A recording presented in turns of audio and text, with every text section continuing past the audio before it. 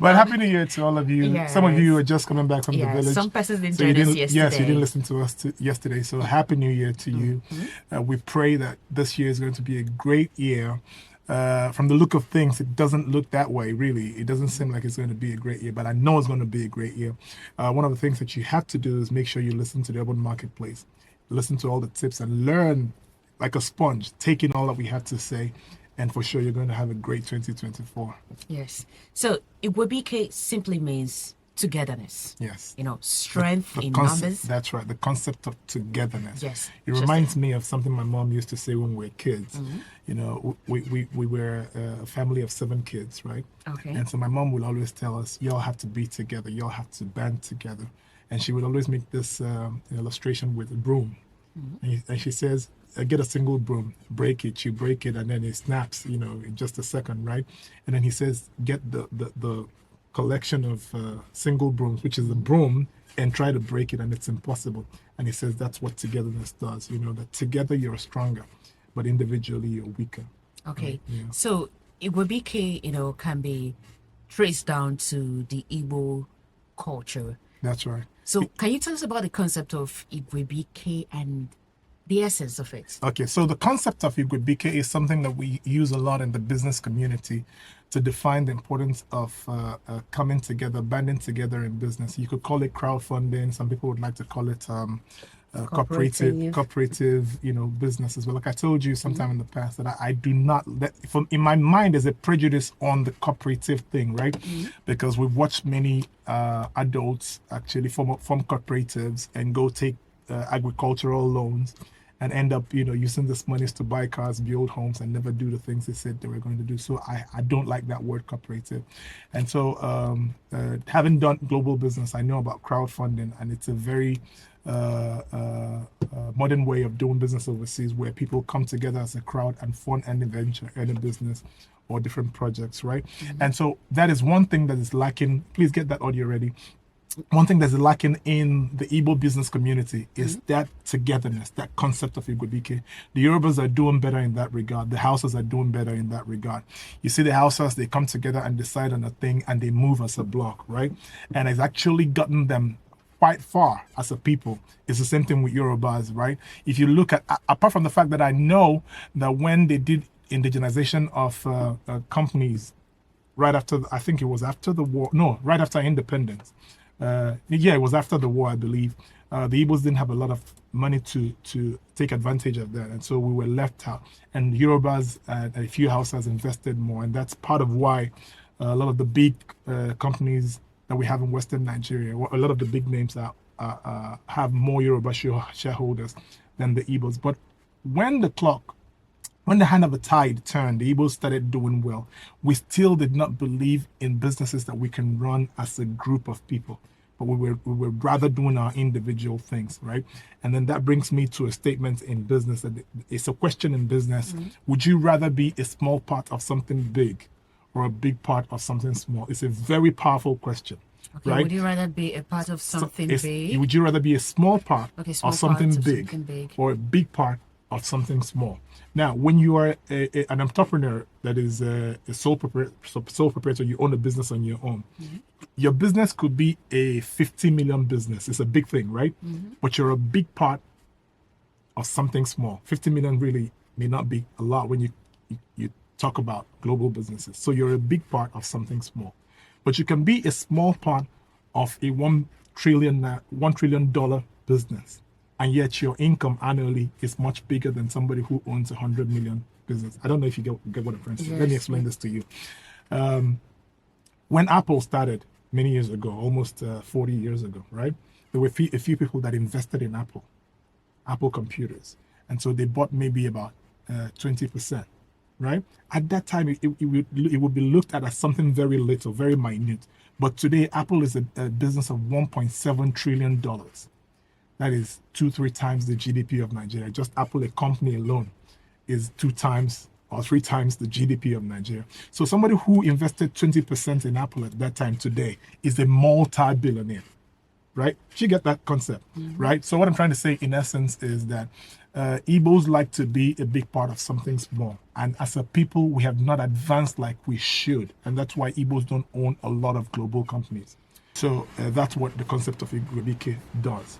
Okay. Right? I don't know if that's clear to you or...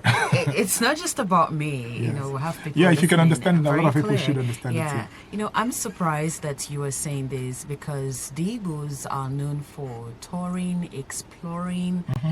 and, you know, there's this saying that anywhere you don't find an Igbo man, Yeah, there's nothing there. You should run you away. should run away from that That's a place. fact. That's a Yes. fact. And I know that when they migrate, they don't just go there all alone. They invite their Their family, brothers yes. and their sisters. So I'm surprised that from your analysis, Mm-hmm. the Igbos are not faring very well when it comes to Igwebuike, which in English also means collaboration. Yes. No, you're talking about social cultural projects, but we're talking about business here.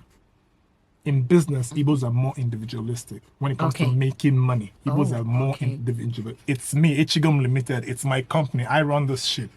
That's an Igbo man in business. Okay, I think that's. But when you're better talking about clarifies it. migration, yes, Igbos migrate and then bring their brothers and stuff. But when it comes to business, Business. Igbos are very individualistic. And that's why you find, go to CAC, check the statistics. You find that most Igbo businesses registered with CAC are sole proprietorships.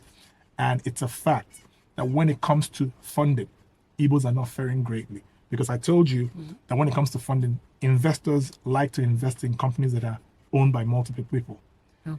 than invest in an Why? individual. Why Because do they do that? yes, if an individual dies, you're a sole proprietor. If I give you 50 million naira as a loan right now, Okay. and that person dies tomorrow, my investment is gone. Yes. There's okay. nobody I can fall back to, right?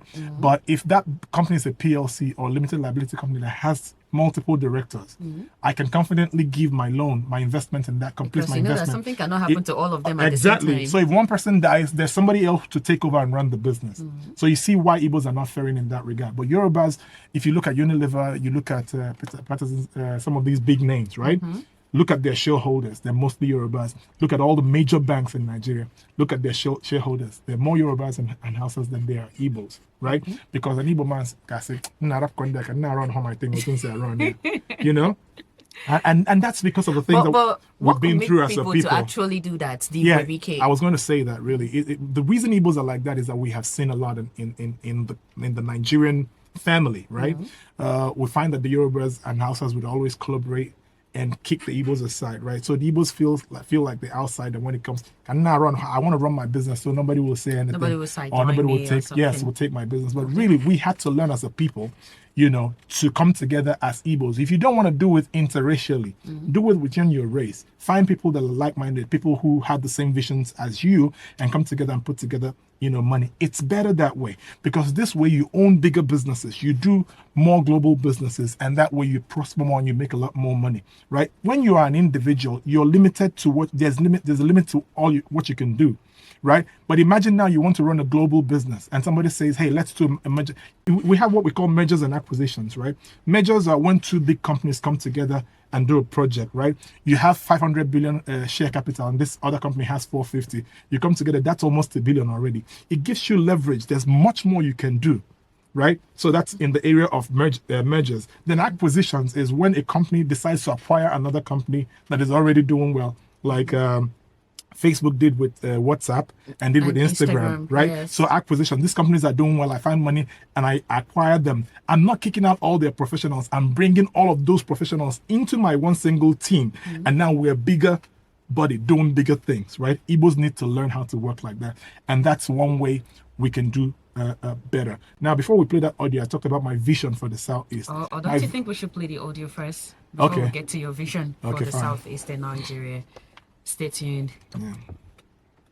Study white billionaires and compare them to black billionaires. You can't name me a single white billionaire, Chinese billionaire, Arab billionaire who doesn't employ at least 5 to 10,000 of his own race. Now show me a black billionaire who employs 5 to 10,000 of his own race. Black billionaires, they only are concerned about themselves and their family, and they simply want all the other black people to worship their wealth. So they'll come in a ghetto with a big truck and a car, right? so they can be worshipped by blacks, but they don't want to empower blacks. Black millionaires and billionaires do not systemically empower other black people. Look at Oprah. No disrespect. The richest woman in the history of North America, black or white, Oprah Winfrey. Regardless of race, I don't think she employs 5,000 of her own people. Black money and white money do not behave the same. Yeah. That's a deep one. Yeah, that's Do you Dr. have anything to say? Yeah, that's Dr. Umar. You know, he's an American, but I had to play that audio because of how important the thing he said is, right? You find out that he also said in another video that Jewish people celebrate their billionaires, and the reason they do that is when you make one Jewish billionaire, right, he makes hundreds of other millionaires, right? So they invest within their community. They let their money work within their community. Right, that is to say, when one Jewish person becomes a billionaire, he invests in institutions that will employ more people and give more people opportunities to make money. Now, he said something striking, that black billionaires are always concerned about themselves and their families and not the community, right? So how can you have so many black billionaires and you're not creating institutions? There are no institutions owned by Igbos. There are no banks owned by the Igbos in the Southeast, for example, right? There are no big institutions, no big businesses in the Southeast. There are no companies. How many companies are manufacturing in the Southeast? Now, you see a lot of these people, like a man, I won't call the brand, I wish I could, but I wouldn't call the brand, that set up a tomato factory recently, about 3 or 4 years ago. He didn't do it in the Southeast, he rather did it in the North. I understand, yes, that the North has more tomato farms. I can understand that his raw materials are there. But really, the Igbos like to go out and do big things and not do it in the Southeast. They will tell you Southeast is not safe. Is the North safe?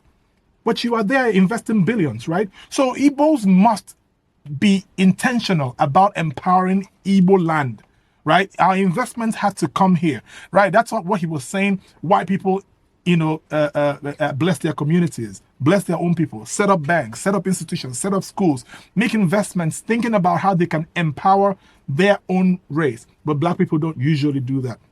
They want to come home and throw money around in ceremonies and wedding. You saw Obi Kubana at the wedding, at his mother's funeral, and all the millionaires that came around throwing money and all of that. They want to do that so that they can be worshipped and become very famous in their communities. But what are you doing to empower your own people? Igbos are not faring very well in that regard, and it's really sad, and that's why we're not doing well as a people. You will find pockets of individually wealthy Igbo people, but as a block, are we wealthy? As a block, are we better? As a state, as a region, are we better? Look at Western Nigeria. Most investments go there.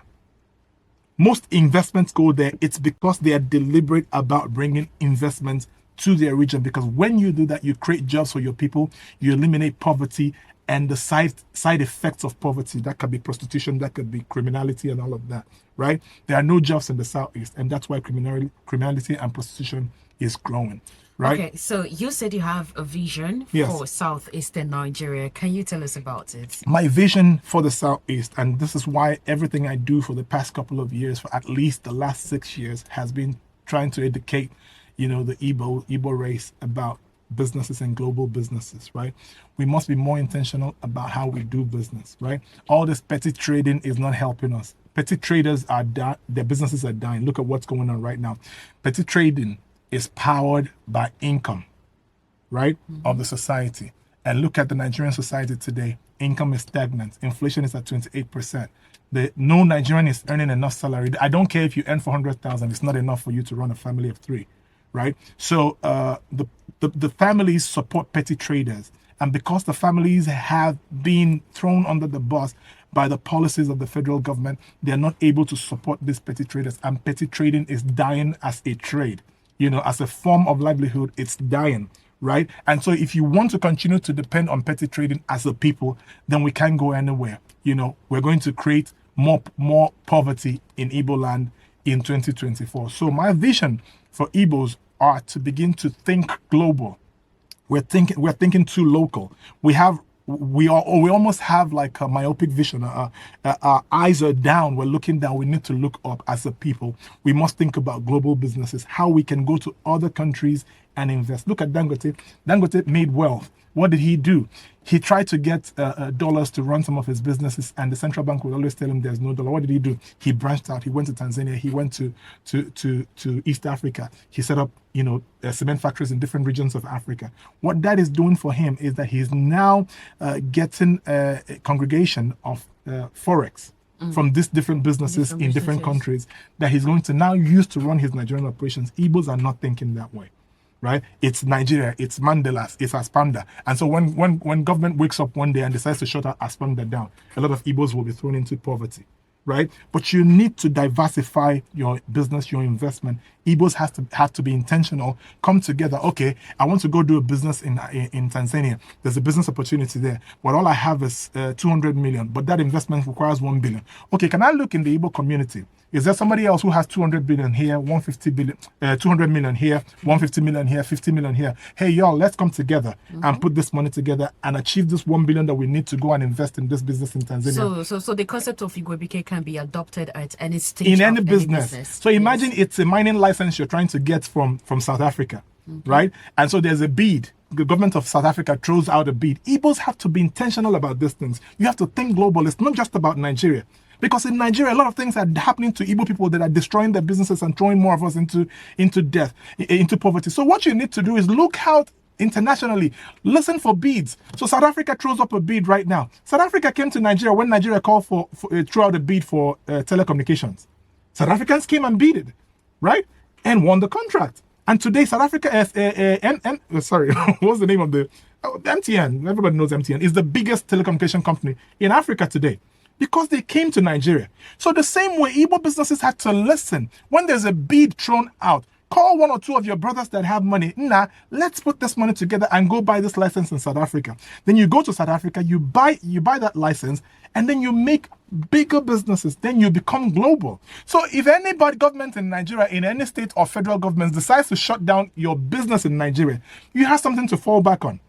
Igbos are not doing that, and that's what I'm trying to say. That's why today I'm talking about the concept of Igwebuike. We must come together. And it's so beautiful that on the concept of Igwebuike, you can build hotels. On the concept of Igwebuike, you can build banks. On the concept of Igwebuike, you can build industries. On the concept of Igwebuike, you can do export business. You can do tech businesses. You can even do a 1 million naira business, right? You want to set up, okay, we're talking about the Young Millionaire program. Yes. That is running on the concept of Igwebuike on one side. Yes. Because one side, we're talking about an individual investment of 6.7. But on the other side, we're saying for those of you who don't have 6.7, come together in a group of 15, contribute 500,000 each. That's Igwebuike. And so you will be able to make up that amount and make the investment. At the end of the day, you split your profit. That's simply what the concept of Igwebuike is. And that's my vision for the South is, number one, is to begin to do something collectively as a people that will advance the region. Number two, it's not just about Nigeria. You have to think global, you have to go global, you have to invest global. There are business opportunities all over the world where Igbo people can play. Igbo people live all over the world, right? But why are we not hearing about Igbo businesses all over the world? Because the idea is go there, set up a small... By the grace of God, I've traveled really, not to say this arrogantly, but I've traveled around the world and I've seen what Igbos are doing. It's always a small shop in South Africa. It's always a spare part market here.